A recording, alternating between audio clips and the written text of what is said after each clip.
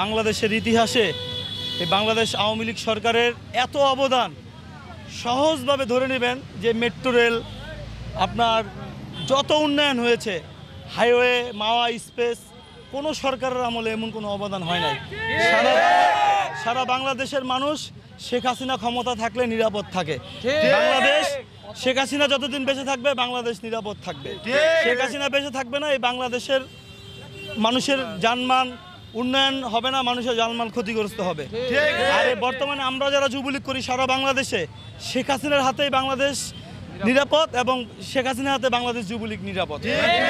এর আগে দেখবেন যে যুবলীগের, আমরা যারা যুবলীগ করি সারা বাংলাদেশ যুবলীগ ঐক্যবদ্ধ আছে এবং যুবলীগের সংগঠনে কোনো মাদক ব্যবসায়ী নাই, কোনো চাঁদাবাজ নাই, কোনো সন্ত্রাসী নাই। যুবলীগ সংগঠন আগের থেকে অনেক শক্তিশালী এবং কর্মঠ। যুবলীগ একতাবদ্ধ, রাজপথে আছে, রাজপথে থাকবে ইনশাআল্লাহ। আওয়ামী যুবলীগের মাননীয় চেয়ারম্যান স্যার শেখ ফজলে শাম পরশ, সে সারা বাংলাদেশ যুবলীগকে মানবিক যুবলীগে রূপান্তরিত করেছে।